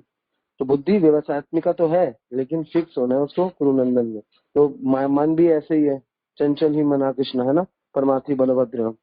तो लेकिन है तो भगवान बोलते हैं असंशय महाभाव, लेकिन मन को भी आप भगवान में मन मना भव मद भक्तो मध्याजी माम नमस्कार, तो भगवान बोल रहे हैं ना। तो मन, बुद्धि, संसार, x y z a b c, सब कुछ हम व्यर्थ कर रहे हैं अपनी लाइफ का, क्योंकि हम भगवान से कनेक्ट नहीं कर रहे। सारा कुछ व्यर्थ हो जाता है, इसलिए सब कुछ अनर्थ बन जाता है। अगर यही चीजें हम व्यर्थ ना करें तो इनका अर्थ है भगवान में। तो कोई कॉलेज पढ़े, चाहे चाहे किसी और जगह पढ़े, उसके लिए कुछ भी कोई प्रॉब्लम नहीं है, वो भगवान के साथ जुड़ता रहे, वही है। और एक और इससे पहले वाला क्वेश्चन था इच्छा के ऊपर, है ना। तो सबसे बड़ी मन की शांति यही है, अशांति के मन है ना, वो उसमें बहुत सारी इच्छाएं हैं। और इच्छाओं का कारण क्या है, इच्छाओं का कारण है हमारा ज्ञानता। जब तक ज्ञान नहीं होगा तब तक फालतू इच्छाएं रहेंगी। इसलिए रेगुलर क्लासेस में आओ, सुनो, तो आपकी इच्छाएं चेंज होगी। जब आपकी इच्छाएं चेंज होगी तो फिर आपका डेराइव चेंज होगा, आपका मूड चेंज होगा और आपका रास्ता चेंज होगा।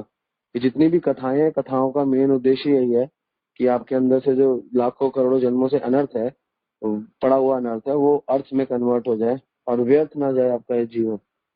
ये इम्पोर्टेंट है, ठीक है। हरे कृष्ण। हरे कृष्णा। चैट में भी एक क्वेश्चन है, इसका भी आंसर दे दीजिए। यहाँ पे बोल रहे हैं भौतिक जगत में अगर आध्यात्मिक जगत की करेंसी चलाएंगे तो माताजी लोग हमसे काम नहीं निकलवाएंगे अपने, तो इसको कैसे बैलेंस करें, इसका भी आंसर दे दीजिए। तो हम करने ही यही आए हैं, प्रचार यही तो है। क्या हम बोलते हैं, हम बोलते हैं कृष्ण सेवा काम अर्पण, क्रोध भक्त द्वेषी जन, लोभ साधु संगे हरि कथा, मोह इष्ट लाभ बिना। इस संसार में भगवान से कोई मोह नहीं करना हमको, हम लोग भगवान से मोह कर बैठते हैं। मोह इष्ट लाभ बिना, इष्ट मतलब भगवान के लाभ के लिए मोह करना, ना कि भगवान से मोह करना। और भगवान का लाभ क्या है, इस संसार के लोगों का कल्याण में भगवान का लाभ है। तो मोह भगवान से नहीं करना, मोह भक्ति से भी नहीं करना। मोह करना कि इष्ट के लाभ, भगवान के लाभ के लिए मोह होना चाहिए। तो एक्चुअली मोह का यही डेराइव्ड है। तो ये तो अच्छी चीज है अगर लोग आपको यूज कर रहे हैं, इसमें बुराई क्या है, इसमें गलत क्या है। हाँ, नाजायज कर रहे हैं उसमें आप साइड हो जाना, जितना आप कर सकते हो उतना आप करो। अगर आपकी क्षमता है 10 रुपए देने की तो 10 रुपए दो, आपकी क्षमता है करोड़ रुपए देने की, करोड़ रुपए दो, आपकी क्षमता है 1 घंटा देने की, 1 घंटा दो, आपकी क्षमता है पूरा जीवन देने की, पूरा जीवन दो। लेकिन मोह इष्ट लाभ बिना तो बेकार है ना। मोह तो आपको भगवान के लाभ के लिए करना पड़ेगा। और जनरली लोग भक्ति करते हैं ना, इस कॉन्सेप्ट में फेल हो जाते हैं। 99% लोग भक्ति करते हैं, अपना लाभ देखते हैं भक्ति करके। मैंने इतने साल ठाकुर जी, मैंने 11 चलिए रखे, लेकिन मेरे को क्या मिला। मैं इतने बार गुरुद्वारे गई, मंदिर गई, शिव जी को जल चढ़ाया, मुझे क्या मिला। तो इष्ट लाभ का कोई मोह, इष्ट लाभ, इष्ट को कोई लाभ नहीं था, तो इसलिए फिर वो इष्ट को लाभ नहीं था, अपना ही था। तो वो लगता है भक्ति है, लेकिन वो घूम फिर के पूजा बन जाती है और भक्ति रह नहीं जाती। क्योंकि भक्ति का मतलब है शुद्ध भक्ति है, इष्ट का लाभ, भगवान का लाभ। वो हनुमान जी ने किया, वो अर्जुन ने किया, वो मीरा ने किया। भगवान के लाभ के लिए सोचो तो सही, सोचोगे तो आगे काम होगा ना। अभी ये हमारे को लोग मूर्ख बनाते हैं, तो बनाने दो, क्या दिक्कत है। आप थोड़ा बनोगे, कृष्ण आपको बनने नहीं देंगे। क्यों बनने देंगे कृष्ण आपको, मूर्ख क्या। कुछ नहीं कहा, आप शुद्ध भगवान की सेवा में लगो। जो लोग चाहते हैं लोगों को चाहने दो, लोगों पे काम करना छोड़ो, अपने पे काम करो बस। दिस इज द सिद्धांत ऑफ डिवोशन। अपने ऊपर काम करो, दूसरों पे काम करने की कोई जरूरत नहीं है। आप कुछ नहीं कर सकते। गुरुपाद जी बोलते थे अगर कांटे लगे हुए हैं तो रोड मत बनाओ, पूरी की पूरी तार खोल के आप ही चप्पल पहन लो, कांटे आपको चुभेंगे नहीं। अगर गर्मी है या कोई दिक्कत है, सड़क खराब है, टूटी हुई है, सड़क बनवाओगे कितना मेहनत है, आप ही चप्पल पहन लो ना। सिमिलरली हमको ही ठीक होना है, हम ठीक होंगे ना तो पूरा संसार ठीक हो जाएगा। इसीलिए गुण पैदा करो। गुणों से विचार बनते हैं, विचारों से चरित्र बनते हैं, चरित्रों से समाज बनता है, समाज से देश बनता है। और आजकल देश कैसा बन रहा है, क्योंकि गुण ही नहीं है, चरित्र नहीं है, अच्छे विचार नहीं है। हमारे यहाँ तो, हमारे आचार्य तो बोलते हैं कि पर स्त्री को माँ समझो। ऐसा विचार किसके पास है आजकल, सब गंदे हो गए। अंदर गंदगी, बाहर गंदगी, अंतर बहिर्गंदी, गंदी गंदे। क्या होगा, प्रचार कैसे हो। शुद्ध तो हो जाओ, शुद्ध होना सीखो। यही सीक्रेट है भक्ति का।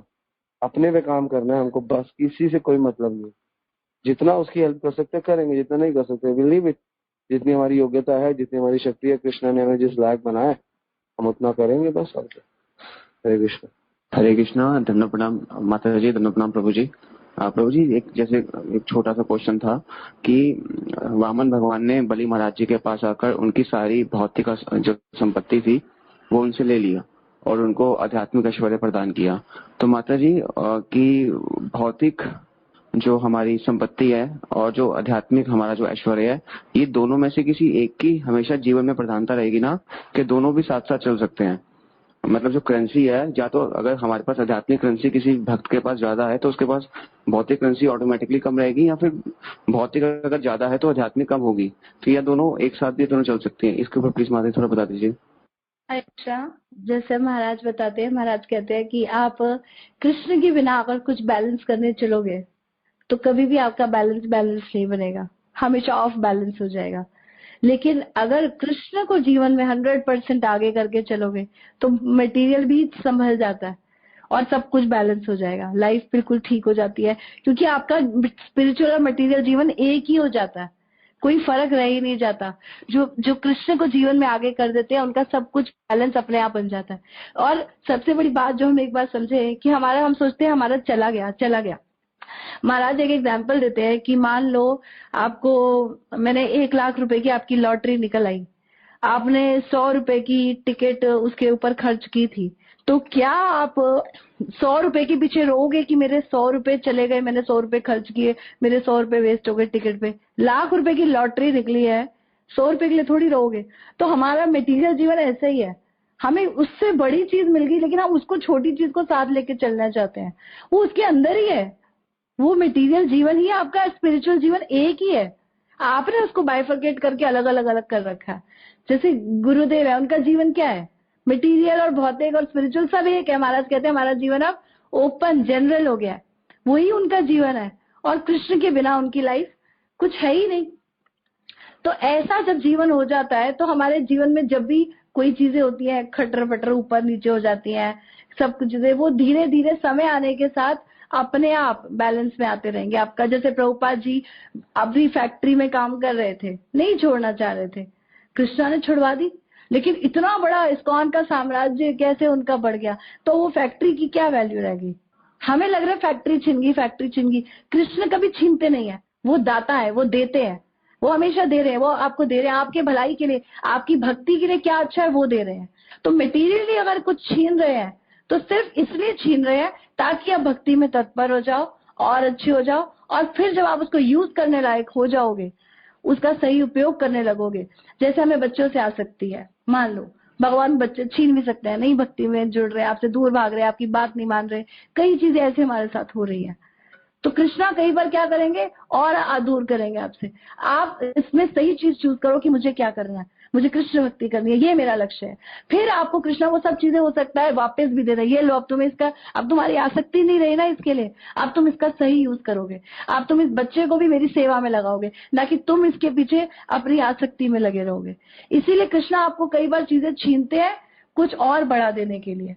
तो हमें ये देखना है कि कृष्णा का छीनने का पर्पस क्या है। लेकिन अगर हम क्वालिफाइड नहीं है तो जरूरी नहीं है कि हमारा पेपर इतना टफ आएगा, अगर हम क्वालिफाइड होंगे तभी हमारे साथ ये स्थिति आएगी, नहीं तो कृष्णा सब कुछ ठीक रखेंगे। चिंता नहीं की बात है कि हमारा सब छिनने वाला। कई बार लोग ऐसा क्वेश्चन उठाते हैं भक्ति में आएंगे सब छिन जाएगा, वो भी नहीं है। आप अभी लायक नहीं हो, कुछ नहीं लेने वाले, आपको सब मिलने ही वाला है। जब आप इस लायक हो जाओगे तब कृष्ण आपसे लेंगे। जैसे प्रभुपाद इस लायक थे कि वो प्रचार कर सकते थे, तो प्रभुपाद को से भगवान ने फैक्ट्री छीन ली। इसलिए समय है, कृष्णा हर व्यक्ति को उसके अकॉर्डिंग, हर एक का 10th क्लास में, कभी 12th क्लास का क्वेश्चन पेपर थोड़ी आता है, 10th क्लास में 10th का ही आएगा, 12th में 12th का आएगा। तो हम जिस लायक होंगे उसके अकॉर्डिंगली हमारा पेपर होगा। हरे कृष्णा। बहुत अच्छा ऐड किया। इसमें मैं एक चीज ऐड करूंगा क्योंकि इसमें कुछ रह नहीं गया, बहुत सुंदर बताया। इसमें एक चीज ऐड करेंगे, जैसे किसी का कुछ मटेरियल चला भी गया, जैसे आपको, जैसे आजकल सड़कें बनती है उस पर नाम लिखा जाता है कि फलाना ये रतनलाल मार्ग है ना, अशोका मार्ग, ऐसा लिखा जाता है ना, देखा है ना आप लोगों ने, तो ऐसा मार्ग लिखा जाता है। तो बलि महाराज का सब कुछ चला गया, सब कुछ छीन गया उनका सब कुछ, तो आज भी बलि महाराज के दान से बोला गया बलिदान। उनको कितनी बड़ी उपाधि मिली है बलिदान। आज भी जो जो वर्ड आया बलिदान, वो बलि महाराज से ही तो आया है और कहीं से थोड़ा है। बलि के दान का इतना महत्व है। और इस बलि महाराज के दान से वामन भगवान प्रसन्न हो गए। तो आपने बलि महाराज की बात करी, तो मैंने इसलिए, तो एक्चुअली देने से कभी कोई चीज कम होती नहीं है, हमको ऐसा लगता है। कल भी महाराज यही बोल रहे थे, देने से चीजें बढ़ती है। और जिनके पास नहीं बढ़ रही, वो इसीलिए नहीं बढ़ रही क्योंकि वो देते नहीं है। याद रखना, देने से प्रेम बढ़ता है, लेने से मोह। इस संसार में जिसकी देने की हैबिट ही नहीं हुई ना, तो कभी बढ़ेगा ही नहीं। जो जितना ज्यादा देगा उसके उतना ज्यादा आएगा, ये सिद्धांत है। यही सीक्रेट है, यही आध्यात्मिक जो जगत है, शास्त्र है, यही तो शास्त्र के पन्ने हैं जिनको लोग खोल ही नहीं पाए, आज तक समझ ही नहीं पाए।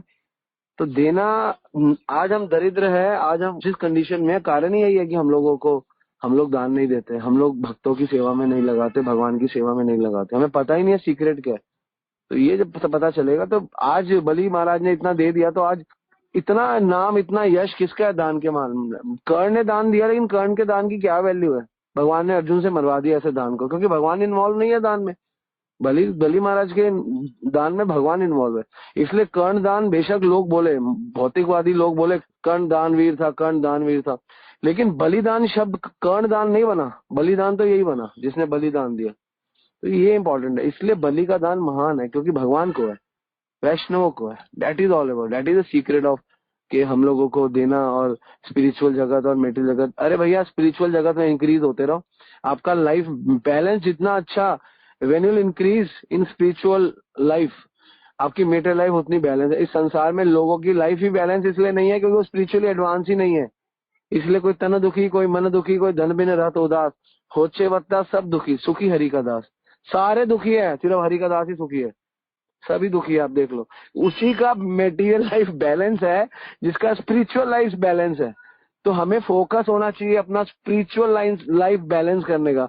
हम लोग फोकस होते हैं, मुझे लोग कहते हैं प्रभु मेटीरियल भी तो बैलेंस करना है। मैं कुछ बोलता नहीं हूँ, लेकिन आज आप लोगों को बोल रहा हूँ, अपना स्पिरिचुअल बैलेंस करो, मेटीरियल ऑटोमेटिकली बैलेंस हो जाएगा, उसके लिए प्रॉब्लम नहीं है। और जो ये मेटीरियली इम्बैलेंस भी हो रहा है, क्योंकि स्पिरिचुअली बैलेंस नहीं है, इसलिए मेटीरियली इम्बैलेंस हो रहा है। तो स्पिरिचुअली बैलेंस होना बहुत जरूरी है, इंक्रीज होनी चाहिए, हमारी स्पिरिचुअलिटी इंक्रीज होनी चाहिए। फिर देखो लाइफ में आपको जीने का जो आनंद आएगा। आपके पास पैसा नहीं भी है, आप स्पिरिचुअली एडवांस हो जाओ, पैसा आपके पास खुद आएगा, आपको मेहनत भी नहीं करनी पड़ेगी। आपके पास स्त्री भी खुद आएगी, आपके बच्चे भी खुद आएंगे, आपको खान पान सब खुद आएगा। आप स्पिरिचुअली एडवांस हो जाओ, ठीक है। Hare Krishna. Thank you very much प्रभु जी। All glories to you, all glories to माता जी। बहुत सुंदर प्रभु जी आप लोगों ने बताया। Hare Krishna. All glories to Krishna Sevak प्रभु, हरि बोल। ऑल ग्लोरीज टू यू प्रभु जी। हरे कृष्णा। हरे कृष्णा माता जी। माता जी, पूजा और भक्ति में क्या डिफरेंस है? अभी प्रभु जी ने बोला कि वो पूजा करते हैं, भक्ति नहीं करते, क्योंकि आजकल लोग उसी को ही भक्ति मानते हैं, तो इसे थोड़ा सा बताएंगे। पूजा वो होती है, पूजा उपासना वासना, जिसमें संसार होता है कि मुझे बेटा मिल जाए, मुझे घर मिल जाए, मुझे बाहर मिल जाए। भक्ति वो होती है जिसमें भी ये इच्छाएं हो सकती है, लेकिन साथ में एक इच्छा इसके साथ जुड़ी होती है, मैं शरीर नहीं, मैं आत्मा हूँ और मुझे ये संसार छोड़कर जाना है, जिसके अंदर आत्मज्ञान हो। Foundation of spiritual life, note बना लो, लिख लो कागज पे। फाउंडेशन ऑफ स्पिरिचुअल लाइफ, आधार क्या है भक्ति का? To know the knowledge of soul, जिसको आत्मज्ञान है। तो भक्ति, ये जो पूजा पाठ करते हैं, नवरात्रे करना और ये देवी देवताओं की पूजा करना, धर्म को मानना या कोई भी XYZ करना, लेकिन जो बांध के रखे संसार में, जन्म देही, वर देही, पुत्र देही, जिसको संसार नहीं छोड़ना और संसार में ही 70 साल के लिए मजे करने हैं, उसे पूजा करनी चाहिए। जिसे इस संसार से 84 लाख के चक्कर से बाहर निकलने के लिए प्लानिंग करनी है, उसे भक्ति करनी चाहिए। पुनरअपि जननम पुनरअपि मरणम, बार बार मरना, बार बार माँ के पेट में आना, जिसका कॉन्सेप्ट इस लेवल पे पहुंच जाता है कि यार ये सही कह रहे हैं यार, मेरा जन्म, मेरे पेरेंट्स अगर मेरे पेरेंट्स है तो इससे पहले मैं कहाँ थी? मैं मेरी मदर की वोम से जब मैं निकली, बाहर निकली, उससे पहले कहाँ थी? और जब मैं मरूंगी मैं कहाँ जाऊंगी या मैं कहाँ जाऊंगा? तो ये जब क्वेश्चन आएंगे ना, तो समझ लो आपके अंदर अर्थात तो ब्रह्म जिज्ञासा, ब्रह्म की जिज्ञासा हो रही है, तो आपकी प्रगति हो रही है। भक्ति का रास्ता चुनोगे आप। अगर ये नहीं हो रही कि आज मेरा बस, मैं 11th में हूँ, मेरा 12th का पेपर करा दो, मैं ₹11 की बूंदी चढ़ाऊंगी या 21 की, या भगवान देखो वो मेरी फ्रेंड नहीं है, भगवान देखो मैं, जो ये चक्रों में लगता है वो पूजा करता है। जो ऊंचे चक्रों में लगता है बुद्धिमान, है ना, फर्स्ट क्लास होती है और 12th क्लास होती है, फिर ग्रेजुएशन होती है, फिर पोस्ट ग्रेजुएशन होती है, फिर उसके बाद एमफिल होती है, बड़ी बड़ी पढ़ाइयाँ होती है। तो ये टॉप मोस्ट पढ़ाई है कि हम कौन है, मैं कौन हूँ। पूरे संसार को जानते हैं, ये नहीं पता कि मैं कौन हूँ, मैं आत्मा, किसी को नहीं पता। पहली प्रॉब्लम। पूरे संसार को कंट्रोल करना चाहते हैं लेकिन अपना मन ही कंट्रोल में नहीं है। दूसरी प्रॉब्लम, जब अपने बारे में पता चल जाए और if you are able to control your mind, then you will have to choose the path of devotion, तब भक्ति लेना पड़ेगा। जब अपने को कंट्रोल, अपने मन को समझना और उसको कंट्रोल करना और अपना सही ज्ञान है कि मैं कौन हूँ, तो भक्ति है। जब इससे बाहर का कोई भी काम हो रहा है तो पूजा पाठ चल रही है। ठीक है, हरे कृष्णा, समझ गए? हरे कृष्णा प्रभु जी, बहुत सुंदर, दंडवत प्रणाम प्रभु जी। हरे कृष्ण प्रभु जी एंड माता जी, धन्यवाद प्रणाम। प्रभु जी थोड़ा सेवा के बारे में समझाना कि कोई कोई लोग बोलता है कि सेवा नहीं करना चाहिए। भगवान तो दशरथ माने जो सार्वभौम या दशरथ भाव में उनके संतान में दशरथ भाव नहीं देखना चाहिए। कोई कोई रॉन्ग फैला है, तो थोड़ा सेवा के बारे में थोड़ा बोलिए ना कि मैं उनको समझा पाऊँ। कृष्णा, सबसे पहले तो उनको ये बताओ कि जीव का स्वाभाविक धर्म ही सेवा है। बिना सेवा के वो रह ही नहीं सकता। जैसे धर्म का मतलब होता है जो किसी चीज की स्वाभाविक स्थिति हो, जैसे चीनी का धर्म, ये सबसे सिंपल शास्त्रों में एग्जाम्पल देते हैं। जैसे चीनी का धर्म है मिठास, नमक का धर्म है नमकीन। इसी प्रकार से जीव का धर्म है सेवा। वो किसी न किसी की सेवा कर ही रहा है। हम कह रहे हैं कि नहीं कर रहा, भगवान की नहीं कर रहा, लेकिन किसी न किसी की कर रहा है।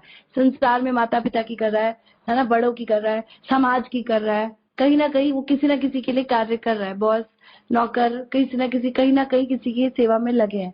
तो अगर वो भगवान की जिसकी सेवा करता है उसका प्रेम पाता है। सिंपल सरल शब्दों में, एक कल महाराज एग्जाम्पल दे रहे थे कथा में, एक कुत्ते को आप रोटी डालो, वो कुत्ता भी आपको चाटने लगता है ना, आपके प्यार में पागल हो जाता है कि आपके लिए। कल मैंने देखा एक लड़की गाड़ी से उसको बुला रही थी उसके पास, और वो भाग रहा था, दौड़ रहा था, उसको वो यहाँ से शिफ्ट हो रहे, उनको चाट रहा है इधर उधर उधर कि ये जाए ना यहाँ से। समझ गया, भाग गया कि ये लोग निकल रहे हैं सामान देखकर। तो एक कुत्ता भी इस बात समझता है, प्यार की भाषा। तो जब हम भगवान की सेवा करेंगे तो क्या भगवान हमसे प्रेम नहीं करेंगे? If you love dog, dog will love you, and if you love God, God will love you. तो हम सिर्फ यही बोल रहे हैं कि अगर आप संसार की कर रहे हो, भगवान की भी करो, उसमें क्या दिक्कत है? तो सेवा तो आप करोगे ही ना, किसी न किसी कर रहे हो, उसमें भगवान को ऐड ही तो करने को बोल रहे हैं, क्योंकि उनके बिना आपका अस्तित्व है ही कहाँ। ठीक है ना? जैसे कल महाराज निराकार भी कितना कुछ बता रहे थे, लोग क्या क्या मानते हैं। खैर वो अलग हो जाएगा टॉपिक, लेकिन फिलहाल सेवा के विषय में इतना ही है। ठीक है, हरे कृष्ण माता जी, थैंक यू। किसी और का कोई प्रश्न है? हरे कृष्णा जी, बीच बीच में ना आवाज कट रही थी। मैं आपका प्रश्न ये समझी हूँ कि आपने बोला वो लोग और भी कीर्तन करते हैं, लेकिन आप उसमें ये समझ नहीं पाते हो। आपको ये अच्छा लगता है कि हरे कृष्णा महामंत्र करे और वो लोग कुछ और भी करते हैं, ये आप पूछ रहे हो? मतलब मुझे वहाँ मैं कंफर्टेबल नहीं हो पाती हूँ, तो क्या मुझे ऐसी जगह जाना चाहिए? मतलब या मुझसे कोई अपराध तो नहीं हो रहा देवी के प्रति या किसी के प्रति? कृष्णा माता जी, सारा भावना डिपेंड करती है आपकी भावना के ऊपर। अगर आप उन लोगों को लाना चाहते हो तो आपको वहां जाना भी पड़ रहा है, लेकिन धीरे धीरे ही हम उनको मोल्ड कर पाएंगे। आपको ये प्रयास करना है कि वो आपके, जैसे हमारे पास वैष्णव जो ये गीत है, इनके अंदर डीप मीनिंग है और गहरी फिलॉसफी है। अगर हम इनको ही गीतों की तरह सुंदर माध्यम से सीख कर सुंदर तरीके से प्रेजेंट करें और फिर इनके अर्थों को ले, तो वो लोग जुड़ पाएंगे। लेकिन अभी उनका इंटरेस्ट नहीं है, क्योंकि उनको पुरानी इच्छाएं, जैसे प्रभु जी बता रहे हैं, इच्छाएं हैं, क्योंकि अज्ञान है, तो वो अज्ञान में है, उनको वो टेस्ट चढ़े हुए हैं, तो इसीलिए उनको उसी में आनंद आता है। लेकिन आप धीरे धीरे अगर आप उनको देने के लिए जा रहे हो और इस भावना से जा रहे हो कि शायद चेंज हो सकते हैं, तो आपको कोई अपराध नहीं चढ़ रहा, आप सेवा भाव में ही कार्य कर रहे हो। ठीक है ना? तो आपका प्रयास कभी भी निष्फल नहीं है, आप करते रहो। धीरे धीरे हो सकता है कोई एक, कोई दो, कोई आपसे समझ जाए और धीरे धीरे मोल्ड हो जाएंगे लोग। थोड़ा समय लगता है ना? प्रचार का कार्य आपका बहुत ब्लड मांगती है। महाराज कहते कितने किलो बाल्टी हमारा खून लगता है जब एक भक्त बनता है। तो इसीलिए बहुत मेहनत लगती है लोगों के साथ डीलिंग में, इसीलिए, लेकिन हमारा शुद्धिकरण भी इससे ही होता है। तो इसलिए भगवान की प्रसन्नता के लिए हमको ये कार्य लेना चाहिए। कोई इसमें अपराध नहीं है, बल्कि आप सेवा ही कर रहे हो। अगर आप इस भावना से जा रहे हो कि मैं इन लोगों को कुछ सिखा पाऊं, ये लोग कुछ जुड़ जाए, शास्त्रों में गहरे अर्थों को, डीप मीनिंग समझ पाए, लेकिन हमें ना थोड़ा सा तरीका अपना मोल्ड करना पड़ेगा, हमें उनके अकॉर्डिंगली थोड़ा चलना पड़ेगा। तो उसमें क्या करना है, ठीक है, एक भजन आप गा लो, एक हम गाते हैं, इसका हम अर्थ भी पढ़ेंगे, फिर एक आप गा लो, ठीक है, एक हम गाते हैं। तो अपने आप जब आप उनको गहरी चीज दोगे ना, तो हायर टेस्ट जब कुछ मिलता है तो पुराने टेस्ट चले जाते हैं। अभी उनको हायर कुछ मिला ही नहीं है, तो वही हायर है उनके लिए। तो हमें अपने आप को इतना सक्षम करना पड़ेगा कि हम उनको वो हायर टेस्ट दे पाए। ठीक है माता जी, हरे कृष्णा। इसको एग्जाम्पल से समझते हैं। जो इंडियन है, जब हम लोग पाकिस्तान से आए, चल पाकिस्तान दूर में जाते हैं, मैं अपना एग्जाम्पल लेता हूँ। हम पहले पुरानी दिल्ली रहते थे, आजाद मार्केट, ठीक है, वहाँ पे सारे हिंदू रहते थे। तो धीरे धीरे क्या हुआ, हम 47 में जब पार्टीशन हुआ, पाकिस्तान से आए और हम पाकिस्तान से सीधा आ गए आजाद मार्केट दिल्ली में। तो उसके बाद क्या हुआ, धीरे धीरे 70, 80 तक थोड़े थोड़े मुस्लिम बिल्कुल नहीं थे, थोड़े थोड़े मुस्लिम आने लगे। 90s में क्या हुआ, एक एक दो करते करते आस पड़ोस सारा मुस्लिम हो गया। तो हमने वो स्थान को छोड़ दिया और हम कहाँ पे आ गए, पश्चिम में। और यहाँ पे भी मुस्लिम्स नहीं है। पहले वो राम राम करते थे, है ना, जब वो 10 में से 9 होते हैं ना तो बोलते हैं राम राम। जब 9 हम होते हैं, वो 1 होते हैं, बोलते हैं राम राम। जैसे 2 होते हैं फिर भी राम राम स्लो हो जाता है। जैसे वो 4 से ज्यादा हो जाते हैं ना, मतलब 6 से ज्यादा हो जाते हैं, फिर आपको उनको बोलना पड़ता है। तो सिमिलरली अभी आपकी स्ट्रेंथ कम है, तो इनसे हमें सीखना चाहिए। अभी आप उनके साथ देवी का भी गुणगान करो, शिव जी का भी गुणगान करो। आपका मोटिव है ना, आपका मोटिव ये है, जो उनका मोटिव था कि जगह को हमको कैप्चर करना है। तो आपको मोटिव ये होना चाहिए कि पूरे विश्व में कृष्णा कॉन्शियसनेस बढ़ जाए। फिर उसके बाद क्या होता है, वो अपने आप ही बाकी चीजें बाकी लोग छोड़ देते हैं। हमें छुड़वाना नहीं है, we are not against of them, but still क्योंकि कृष्णा भक्ति बहुत इंपॉर्टेंट है ना, इसलिए हमको पूरे विश्व को देनी चाहिए। प्रभुपाद ने ये सिखाया हमको, प्रचार करना चाहिए। तो अभी आपकी स्ट्रेंथ कम है, तो अभी आपको उनके साथ जय माता की बोलना पड़े, बोलना चाहिए। और अच्छा भी है, माता रानी ऑथेंटिक है, शास्त्रों में दी गई है, कोई बाबा बापू की तरह फ्रॉड नहीं है, बिल्कुल ऑथेंटिक है, बोल सकते हैं। अगर भोले बाबा के लिए नाम लेने के लिए बोलते हो, भोले बाबा भी ऑथेंटिक है। और वैष्णव नाम यथा शंभू सबसे बड़े वैष्णव है, तो आपको बोलना चाहिए। गणेश जी एंड ऑल देवी देवता, हनुमान जी, इनके लिए कोई प्रॉब्लम है नहीं वैसे जनरली। हमको ना इनके प्रति हमको द्वेष रखना है, लेकिन हमको सिद्धांत तो ऊपर रखना ही है। तो सिद्धांत ये है, इनसे बैर नहीं करना है, इनसे प्रेम ही करना है। और हमें बैर करने का कोई मतलब भी नहीं है, लेकिन हमें धीरे धीरे अभी जय माता की करना है और धीरे धीरे उनसे हरे कृष्णा कराना है। जैसे मुस्लिम लोग जब 1-2 होते हैं, 5 से नीचे नीचे तक तो राम राम करते हैं। जब 5-6 से ऊपर हो जाते हैं, 10 में से अगर 50% से ज्यादा हो जाते हैं, तो फिर वो राम राम नहीं करते। फिर आप उनकी भाषा बोलो तो ठीक है, नहीं तो आप अपनी भाषा बोलो, उनको कोई प्रॉब्लम नहीं है। और जब जब 8 तक पहुंच जाते हैं तो उनको ये भी प्रॉब्लम है कि आप उनकी भाषा भी क्यों बोल रहे हो, अपनी भाषा भी क्यों बोल रहे हो, है ना। जैसे कश्मीर में हुआ और सारे लोग इंडिया आए, मतलब दिल्ली और पंजाब और सब जगह आए, तो सिमिलरली ऐसे ही होता है। तो अभी आप, क्योंकि आपकी मेजोरिटी नहीं है, आप एक ऐसे जगह रहते हो पहाड़ों में, सोलन में, खैर पहाड़ तो नहीं, यहाँ थोड़े बहुत है, वहाँ पे भी आपकी मेजोरिटी कम है, तो आपको उनके साथ कोप करना चाहिए। और ये देवी नाराज हो जाएगी ऐसा कोई कॉन्सेप्ट नहीं है। आप कृष्ण भक्ति कर रहे हो, कोई देवी नाराज नहीं है, देवी बहुत खुश है आपसे। लेकिन आपको ये शो नहीं कराना कि ये लोग गलत है, ये लोग गलत कर रहे हैं, इनको अक्ल नहीं है, ये लोग, इन लोगों को कुछ ज्ञान नहीं है। अभी इनके साथ मिक्स होने का, क्योंकि शादी करना है, थोड़ा सा भी सहना है, थोड़ा थोड़ा सहेंगे, बाद में प्रचार का अवसर प्रदान होगा। तो ये मूड होना है, यही मूड जो मैंने आपको एग्जाम्पल से समझाया, आपको समझ में आ जाएगा कि कैसे वो लोग करते हैं और कैसे वो लोग, और सही भी करते हैं। फिर उसके बाद आप देखो, दिल्ली में एक जगह है, उस जगह का नाम है इंद्रलोक। इंद्र नाम है, इंद्र, इंद्र का मतलब भगवान का नाम है। इंद्रलोक में एक कॉलोनी है तुलसी नगर, तुलसी भी भगवान की है, इंद्र भी भगवान का है। वहां पर 1% भी, मेरे आई डोंट नो जो वहां रहते हैं, पता नहीं वहां कौन रहता है तुलसी नगर, और यहाँ पे होंगे कई भक्त रहने वाले। अब उनसे वहां की कंडीशन पूछो कि वहां की कंडीशन क्या है, ये खुद ही बताएंगे। नाम भी इंद्रलोक है, इंद्रलोक के अंदर तुलसी नगर भी है, बट देयर इज 1% हिंदू भी नहीं है। उन्होंने सबने छोड़ दिया। क्यों छोड़ दिया? बिकॉज मेजोरिटी है उनकी, वो वहां पे बड़ा दिक्कत हो जाती है, तो लोग लड़ना नहीं चाहते, तो आराम से अपना साइड बाई साइड निकल जाओ। तो यही होता है, यही तरीका है। आप अपने आप को बड़ा कर लो, फिर सब लोग आपके साथ ज्वाइन हो जाएंगे, ठीक है ना। हरे कृष्णा। हरे कृष्ण प्रभु जी, धन्यवाद, प्रणाम, thank you so much. Krishna दंडवत प्रणाम माता जी। हाँ माता जी, मेरा भी क्वेश्चन ऐसा ही है कुछ। माता जी मेरा क्वेश्चन ये है कि जैसे यहाँ पे आसपास में राजस्थान में हमारे मैं भजन गाती हूँ, तो पहले मैं भजन गाती थी, इस्कॉन से पहले मतलब आसपास में जाती थी, तो अभी भी वो चाहते हैं कि मैं भजन गाऊं और वहाँ जाऊं। तो फिर मैंने ऐसा सोचा चलो इस बहाने बाहर जाऊंगी तो थोड़ा प्रचार भी होगा, गुरु महाराज की बुक्स निकालती हूँ। तो क्या मैं सही करती हूँ? वो मतलब सभी को भजन के लिए बोलते हैं कि शंकर भोलेनाथ का भी गाओ, बालाजी माता जी और राधे कृष्ण का सब। तो माता जी मैं शुरू में हरे कृष्ण महामंत्र से शुरू करती हूँ, फिर लास्ट में भजन हो जाने के बाद 2-3 घंटे के बाद फिर हरे कृष्ण महामंत्र का कीर्तन कराती हूँ। तो माता जी क्या ये सही है और मुझे इसमें और क्या करना चाहिए ताकि मैं गुरु महाराज को और अपने इस्कॉन का प्रचार कर सकें भगवान का? हरे कृष्ण माता जी, दंड प्रणाम।